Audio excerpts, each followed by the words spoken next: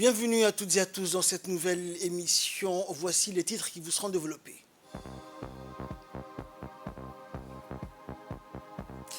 Ouverture de la 14e session ordinaire de l'Assemblée des chefs d'État et de gouvernement de l'IGAD.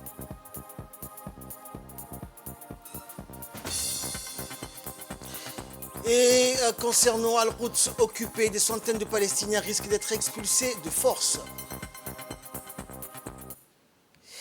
Voilà donc les titres. Bonjour à tous. Le Djibouti Palace Kempinski a été le théâtre aujourd'hui de la 14e session ordinaire de l'Assemblée des chefs d'État de l'IGAD. Et le Djibouti Palace Kempinski donc a accueilli les éminents dirigeants des États membres de l'IGAD. Et dans cette assemblée noble et solennelle, l'IGAD regroupe donc la République de Djibouti, l'Éthiopie, le Soudan du Sud, la Somalie, le Kenya et l'Ouganda. Et tous se sont donné rendez-vous à Djibouti pour cette 14e session ordinaire. Le président de la République, Ismaël Omar Guelleh, a présidé ce sommet des chefs d'État et de gouvernement. Et après la traditionnelle photo de famille des leaders de l'IGAD, le sommet a officiellement débuté en présence de plusieurs hauts responsables régionaux et internationaux. Les pays membres de l'IGAD qui regroupent Djibouti, l'Éthiopie, le Soudan du Sud, la Somalie, le Kenya et l'Ouganda se sont réunis donc à Djibouti pour discuter de plusieurs sujets à l'ordre du jour dans l'agenda des chefs d'État et de gouvernement des pays membres de l'IGAD, notamment la situation au Soudan et le prolongement de la détérioration sur tous les plans du conflit sanglant qui oppose les forces de l'armée au Soudan et la force rapide depuis le 15 avril dernier est tout au cœur des échanges entre les leaders de l'IGAD.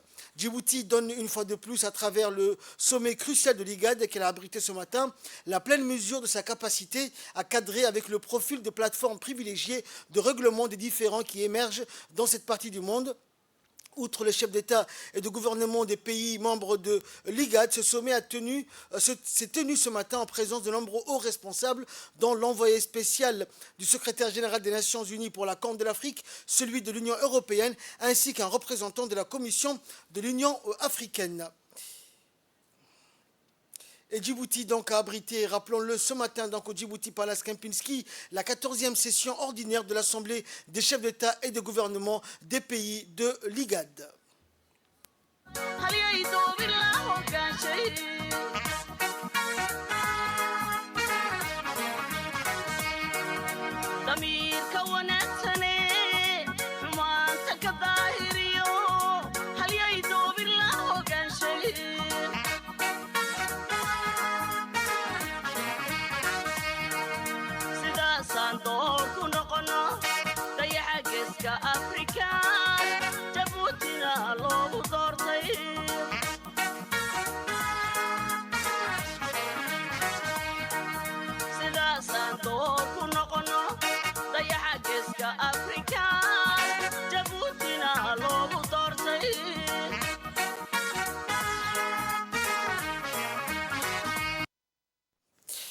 Et nous reviendrons donc sur cette information plus en détail dans nos prochaines éditions. Dans l'actualité également, après la région d'Arta, la commission de passation du ministère de l'Intérieur s'est rendue aujourd'hui dans la région de Dikil pour superviser la passation de pouvoir entre le préfet sortant, Aden Darar Moussa, et affecté donc à la tête de la région de Dikil, le nouveau préfet Hassan Abdi Roblé, nouvellement nommé à la tête de la région de Dikil au Conseil de ministres le 10 juin dernier. Cette cérémonie de passation a été présidée avec un accueil, a été précédée par l'accueil chaleureux de la communauté dikiloise sous toute sa diversité qui s'est mobilisée à la place de l'indépendance pour saluer le préfet sortant Aden Darar Moussa et lui souhaiter donc leurs vœux de succès dans ces nouvelles missions et d'autre part pour souhaiter la bienvenue au nouveau préfet de la région de Dikil, Hassan Abdi Roblé. À l'issue de cet accueil populaire, les parties concernées ainsi que la commission de passation ont procédé à la signature des documents de passation avant que M. Hassan Abdi Roblé ne soit officiellement installé sur le fauteuil du préfet de la région de Dikil. S'en suivi de la passation du service, la réunion de la prise de contact avec les responsables des différents services déconcentrés ainsi que le leader coutumier et les autres couches de la société civile. Les deux préfets ont des mains en main procédé à la coupe du gâteau symbolisant l'unité et le respect administratif.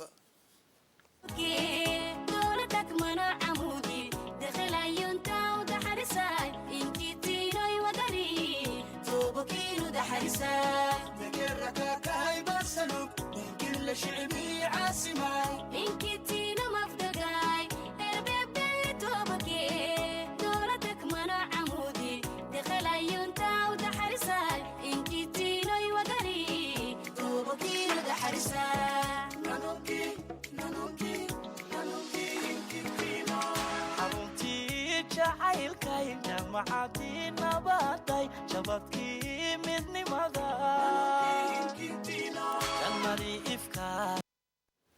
Et nous restons dans le sud du pays après 10 kills direction Ali Sabié, où le nouveau préfet d'Ali Sabié, Abdelmalik Mohamed Benoïta, ex-préfet d'Obok, donc s'est rendu hier au chef-lieu de sa nouvelle région, Ali Sabié ville, avec une forte délégation composée de nombreuses personnalités de tous bords de ses anciens administrés. Et ce, dans l'optique de prendre ses nouvelles fonctions après l'exercice protocolaire de passation de service avec son collègue sortant, une passation de pouvoir programmée en fin de matinée. À l'entrée de la ville, lui et ses accompagnateurs ont reçu un accueil des plus chaleureux de la part du préfet Moussa Adan Migane, qui a été désigné à lui succéder à la préfecture de la région d'Obok. Notons également la présence de nombreuses autres personnalités importantes de la région, dont le président du conseil régional, Chanmaki Hassan Allalé, le député Abdi Kherbouh, le préfet adjoint Omar Idriss Sougué, les chefs des différents corps en uniforme basés dans la région, des femmes fortes de la société civile et d'autres citoyens de la région d'Ali Sabié.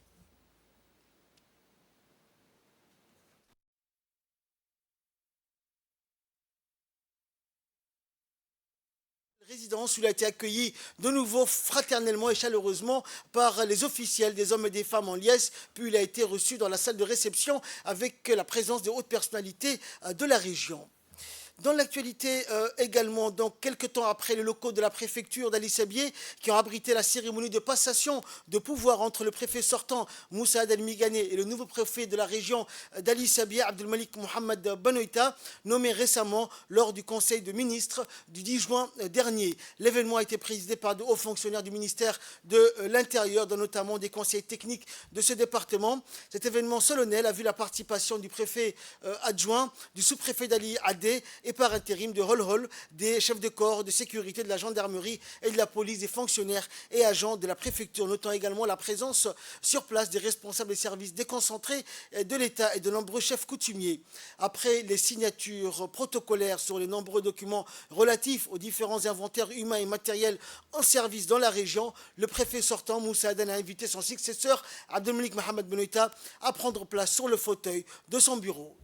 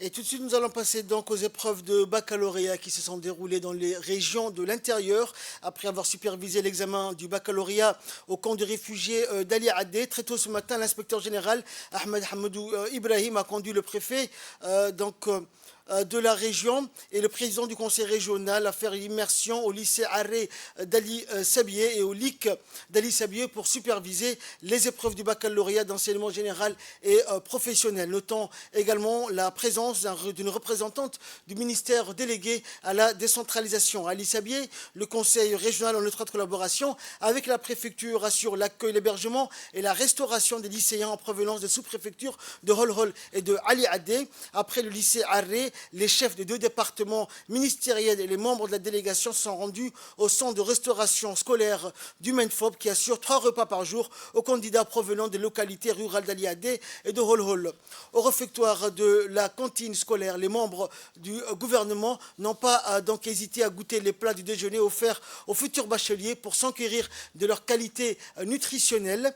Ces derniers ont poursuivi leur visite d'inspection en passant aussi donc dans leur site d'hébergement et au centre études sport ou des athlètes où sont hébergés les professeurs affectés à la surveillance des salles de composition. À cet endroit, les ministres ont fait savoir donc leur satisfaction et l'organisation des épreuves de cet examen du baccalauréat dans les régions d'Ali Sabir.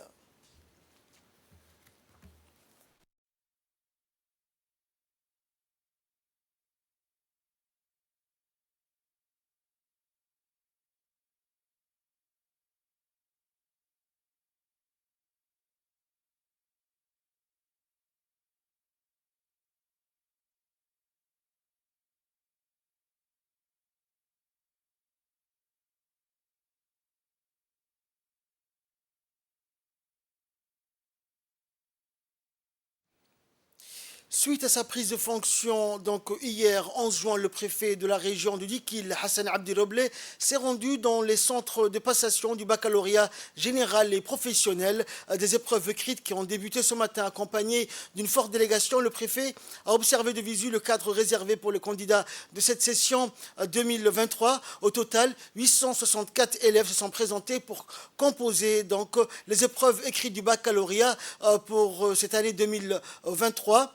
Notons aussi, du côté du ministère de l'Éducation, la présence du président du jury du bac, du chef de service régional de l'éducation et des représentants du ministère de la décentralisation avec le président du conseil régional, Mahed Hussein, qui ont pris part à cette tournée officielle de coutume. Également, les centres d'hébergement des candidats des localités ainsi que le lieu de restauration ont été visités donc, de près pour voir les conditions d'accueil des élèves.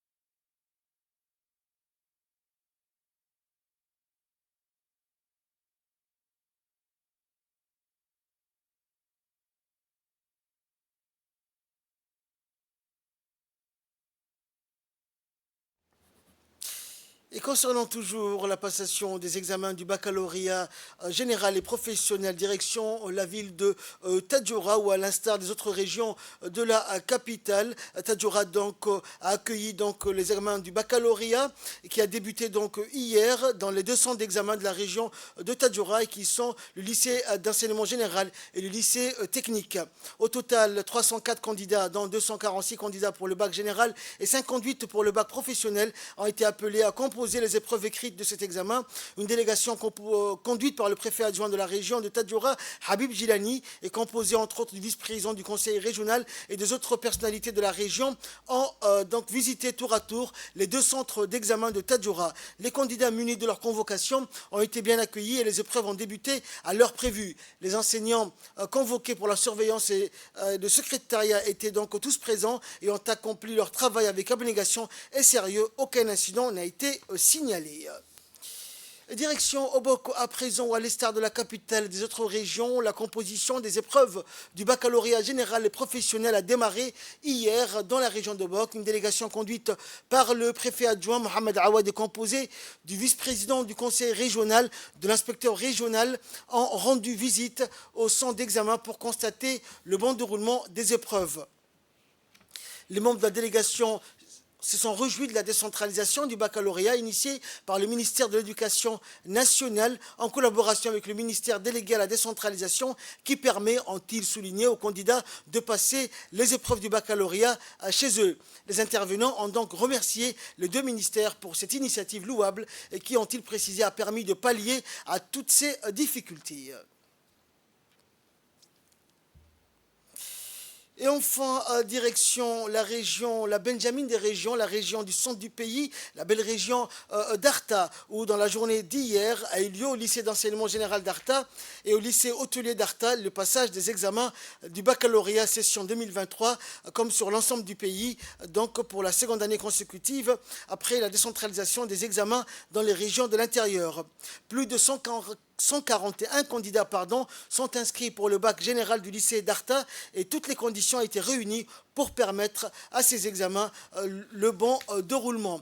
Après le lycée d'Arta, c'était au tour du lycée professionnel où les épreuves écrites ont démarré. Aussi, donc aujourd'hui, avec un effectif de 31 candidats au lycée hôtelier d'Arta pour le bac cuisine et restauration. Dans l'ensemble, le ministère de l'Éducation nationale et de la formation professionnelle a déployé tous les moyens humains et matériels pour que cette session 2023 se déroule dans les bonnes conditions dans la région d'Arta.